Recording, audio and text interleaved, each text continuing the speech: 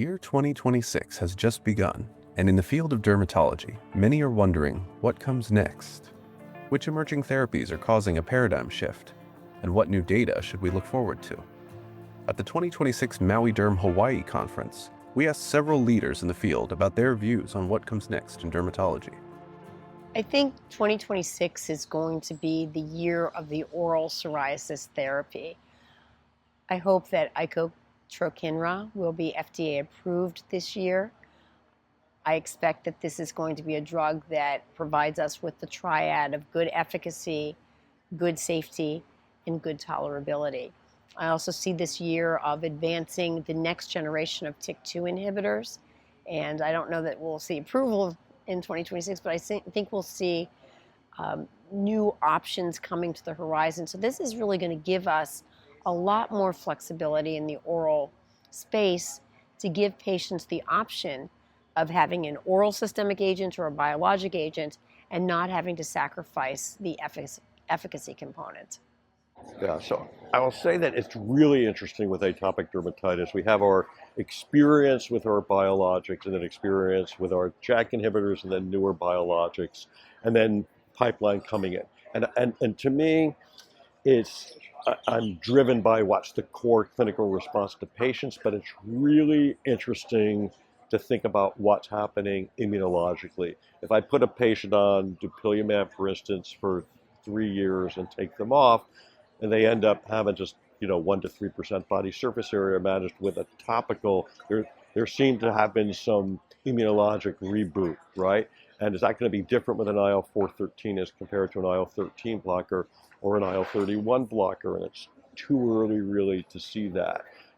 There's differences in like IgE responses so if I look at EASI scores in a patient on a JAK, right, it could have some of the best EASI score changes, but the IgE doesn't go down with a JAK inhibitor. It goes down with dupilumab. Does that matter in the overall course of the disease over time? OX40 and OX40 ligand we consider as sort of upstream. It may sort of block more of T cell expansion. Is that good or bad in different populations, including at teens or kids as compared to adults? We don't know that. So there's these core immunologic questions, and while that's intriguing, the translation of how it may impact on the life experience of eczema over time, with and without therapy, how it impacts on how long therapy will be, those are still totally open questions.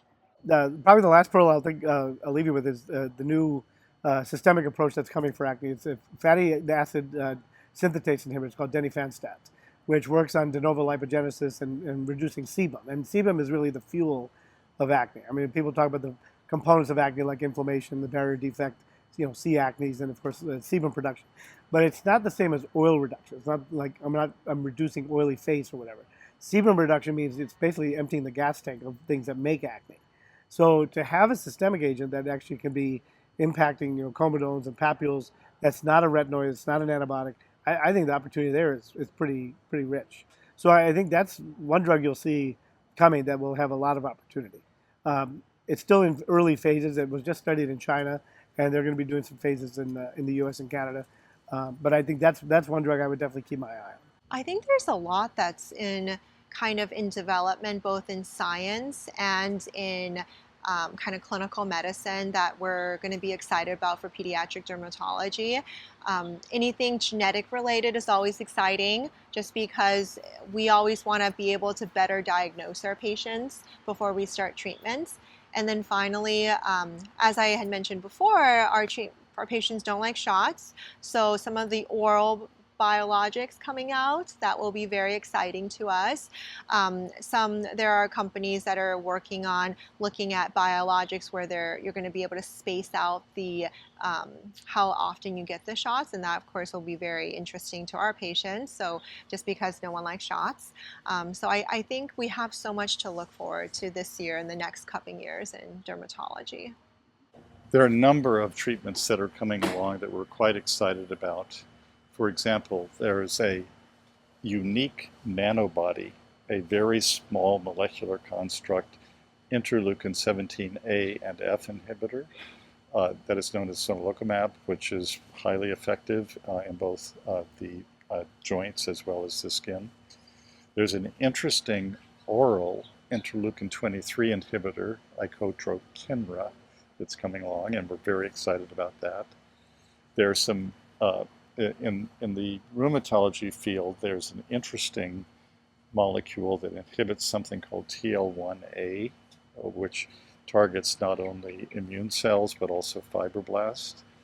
So there's no dearth of creative and interesting medications coming along, including one that from Oruka that may be only need to be given once or twice a year at most. And so the companies are playing with various aspects of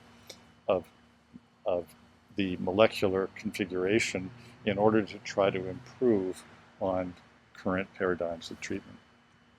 So a lot of people are giving the answer of what's most exciting coming probably as AI. And I do think there's a lot of overhype in AI, but as we talk about, if you're a dermatologist and you often see situations that you're not that familiar with, I do think now that many of the platforms, you can say, I've got a guy with this specific, situation with extremely extensive involvement on his left arm or whatever, and an organ transplant. What are my options? And it will not give you the answer, but I find that it often gives you things you haven't thought about, and it will tell you maybe some of the disadvantages you hadn't thought about as well.